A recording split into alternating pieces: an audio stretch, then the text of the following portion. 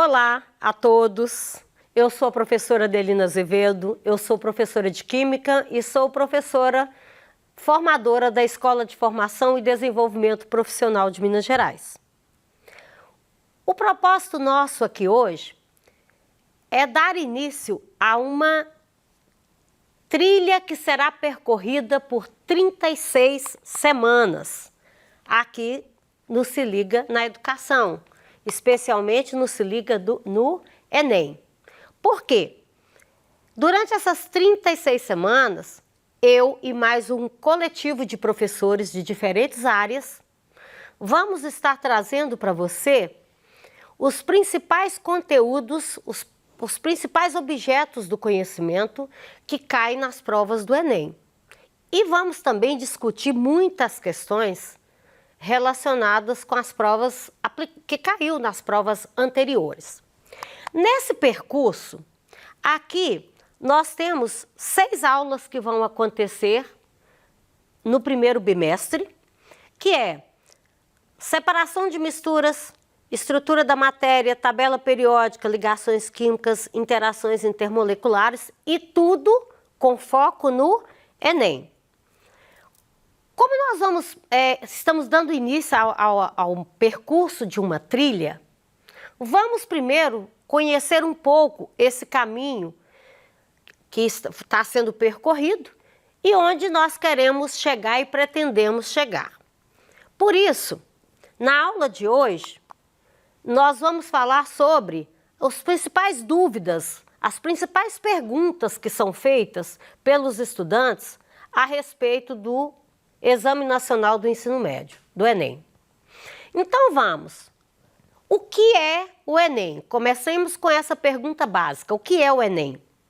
O Enem é o Exame Nacional do Ensino Médio, que foi criado em 1998 com o propósito de avaliar o nível de proficiência dos alunos que terminavam o ensino médio naquele momento. No decorrer dos anos, especialmente em 2009, a partir de 2009, o Enem passou por algumas reformulações.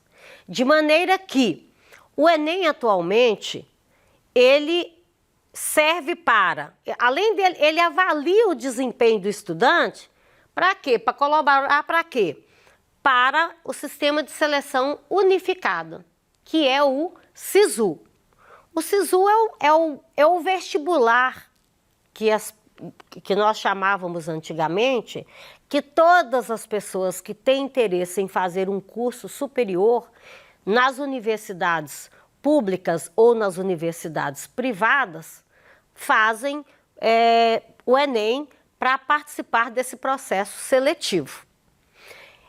O Enem ainda serve também ele ainda colabora também para que os estudantes tenham acesso ao programa Universidade para Todos, que parte desse programa é os alunos que passam nas universidades privadas e precisam de bolsas para pagar as mensalidades de acordo com a renda e com os desempenhos deles no Enem. E ainda serve como processo seletivo para mais de 50 universidades portuguesas. O Enem também, ele cumpre a função de pleitear o financiamento, ele ajuda o estudante a pleitear financiamento estudantil em programas do governo, especialmente o FIES, que é um programa de financiamento também para os alunos que vão para as escolas privadas e não têm condição de pagar a universidade. Você passou numa universidade privada para medicina, você é de baixa renda, não tem condição de pagar a mensalidade. Você consegue bolsas pelo ProUni, conforme o desconto que você tem, e também consegue um financiamento pelo FIES, para que você consiga terminar o seu curso e só pagar depois que você terminar. Então, esteja atento a essas questões. E serve também, ele é importante também para o desenvolvimento de estudos e indicadores educacionais, Porque desde a Constituição de 88, que a organização da educação nacional, ela está centrada na União. Dessa forma, uma das formas de desenvolver políticas educacionais é conhecer os indicadores que levam dos itens básicos da educação. Dentre eles qual o nível de aprendizagem dos alunos que estão saindo do ensino médio. Está correspondendo àquilo que foi esperado? Eles já estão saindo preparados para entrar no mercado de trabalho? Então, os indicadores servem para esse tipo de política. Quem pode fazer o Enem? A política de acessibilidade e inclusão do INEP garante atendimento especializado e tratamento pelo nome social, além de diversos recursos de acessibilidade. Há também uma aplicação para pessoas privadas de liberdade. Portanto, essa política de acesso e inclusão do Instituto de Pesquisa, ele funciona e ele é adequado para pessoas que têm dificuldade de mobilidade, ou seja, tem mobilidade reduzida, para a pessoa surda, para a pessoa que tem outras necessidades especiais, inclusive para as pessoas que estão privadas de liberdade. Todas essas pessoas, elas têm acesso ao Enem. A portaria 575 de 30 de dezembro já saiu com as novas datas do Enem de 2023, que é para onde nós estamos indo. Portanto, estejam atentos. Inscrições no dia 8/5 até 19/5. A aplicação das provas vai ocorrer no dia 5 e 12 de novembro. A divulgação do gabarito dia 24 de novembro e a divulgação dos resultados em 16 de janeiro de 2024. Pronto. Então, partiu alegria, porque nessas datas a gente precisa estar preparado e no dia 16 de janeiro do próximo ano a gente precisa estar comemorando. Como são as provas do Enem? O Enem, as provas são 4 provas por área do conhecimento, mais redação. Ciências humanas é história, conhecimentos de história, geografia, de sociologia, de filosofia, conhecimentos da área de linguagens, língua portuguesa, língua inglesa ou espanhol, que você escolher quando você fizer a inscrição, educação física, arte, ciências da natureza, nossa área, a minha área, é química, física e biologia. A média de questões gira em torno de 15 questões de cada um desses componentes curriculares. Aproximadamente, isso não é bem certo.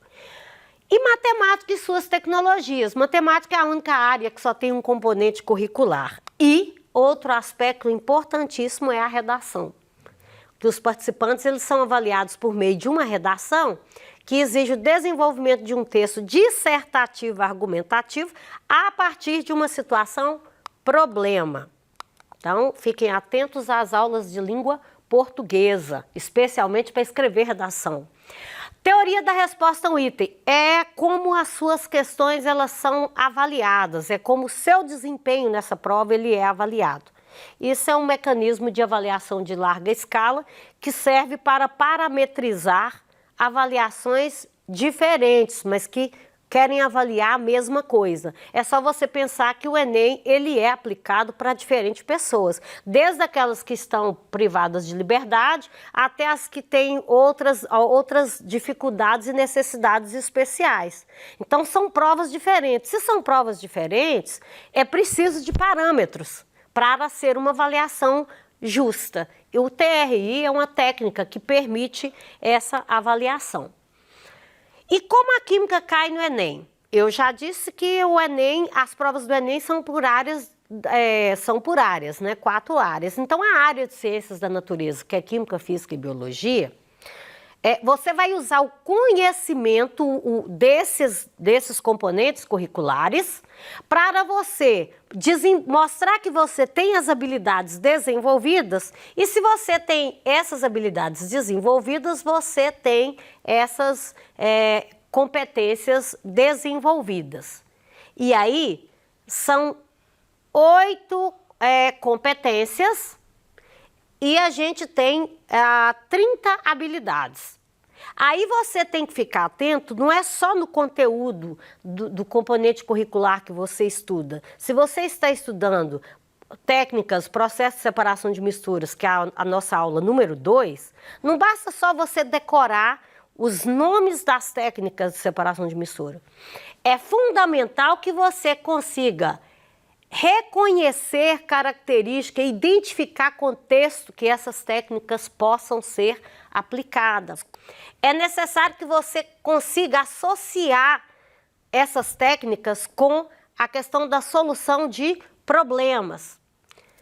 Então, vocês têm que ficar sempre muito atentos nas habilidades, especialmente a questão dos verbos. Reconhecer. Reconhecer o quê? Onde? Por quê? Associar, confrontar, avaliar. Avaliar o quê? A competência 2, que é identificar a presença e aplicar as tecnologias associadas às ciências naturais em diferentes contextos, essa é a competência que você precisa ter. Então, dentro dessa competência, você tem que estar esperto às habilidades, que é o quê? Dimensionar circuitos ou dispositivos elétricos de uso cotidiano. Onde você aprende isso? Quando você está estudando os geradores e os circuitos elétricos em física. E é quando você aprende o quê? Quando você está estudando eletroquímica, eletrólise, em química. Então, você usa esse conhecimento para você fazer uso dessa habilidade. Relacionar informações, selecionar testes de controle. A competência, aí tem aqui as competências todas, né? A 3, que também você vai ter que ficar atento às habilidades.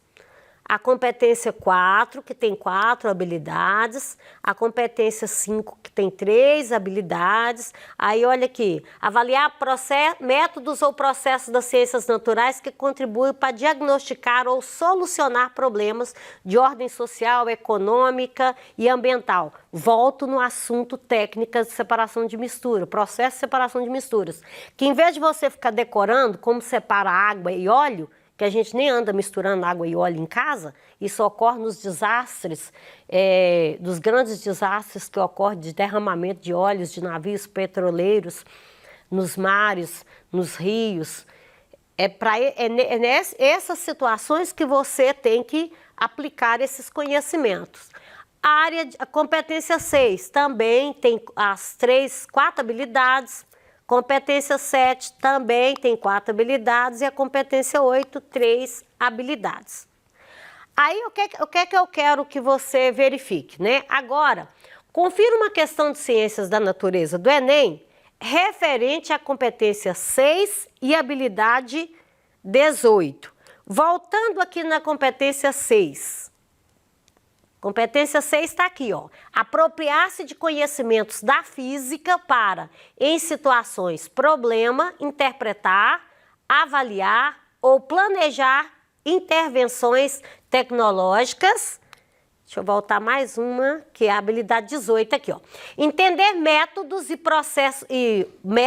procedimentos próprios das ciências naturais e aplicá-los a diferentes contextos. A habilidade 18, relacionar propriedades físicas, químicas ou biológicas de produtos ou sistemas ou procedimentos tecnológicos às finalidades em que se destinam.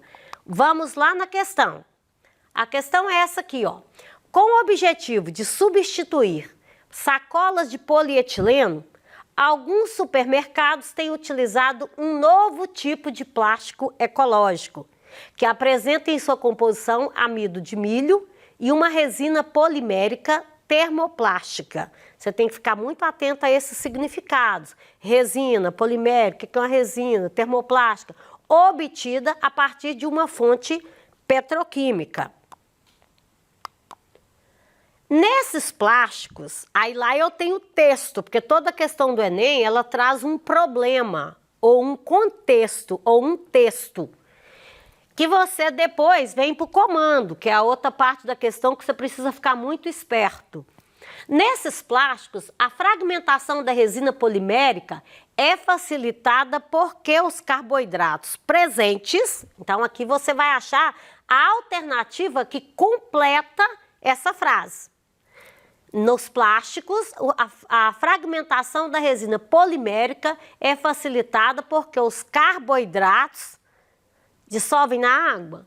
Não. Absorve a água com facilidade? Não. São os plásticos. Carameliza por aquecimento? Não. São digeridos por organismos o quê? Decompositores. O texto já dava essa dica.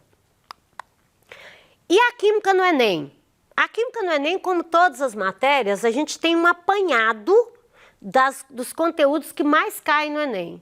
Então, sobre química orgânica, até 2020, tinha caído sobre química orgânica 72 questões. Reações orgânicas, 39, propriedades da matéria, 36, química ambiental, 34, estequiometria, que são os cálculos químicos, 21 questões, o equilíbrio químico, 20 questões, processo de separação de misturas, 20 questões, eletroquímica, 20, soluções, 19, sobre esses temas. E aí, como eu disse a respeito das habilidades, as habilidades que mais são cobradas no Enem, a habilidade 24, a 25, a 8 e a 26 são as mais cobradas. O número de questões, as questões de química do Enem, por exemplo, em química orgânica, que são 72, a maioria delas está dentro desse foco, dentro desse grupo de habilidades aqui. Bom, então, na aula de hoje, nós aprendemos como o componente curricular de Química é cobrado nas provas do Enem e algumas informações básicas sobre o Enem. Eu trouxe para a próxima aula, eu disse para vocês que a próxima aula vai ser sobre a aula 2, vai ser sobre separação de misturas. A gente vai trabalhar a competência 2 e a habilidade 6, e competência 3 e a habilidade 8. Então, eu estou deixando disponível um QR Code, onde você vai acessar, responder algumas questões, umas 5 questões relacionadas, questões do Enem, que já caiu no Enem em provas anteriores. Você vai responder essas questões, ver o seu nível de desempenho, como está seu desempenho no desenvolvimento dessas questões, a registrar as suas dúvidas e pode mandar para nós aqui no Tira Dúvidas, para que nós possamos esclarecer e te ajudar na sua tarefa de estudos. E antes de você responder essas questões, volte novamente, repita, lembre do que eu disse, volte na habilidade e na competência para que você já treine resolver questões que cobrem de você essas coisas, que é associar, identificar, avaliar, intervir, que são as habilidades básicas que você precisa ter para você se dar bem nesse processo da prova do Enem. Bom, aqui está registrado as referências consultadas para a elaboração dessa aula. O meu muito obrigada e até a próxima. Bons estudos, foco no Enem.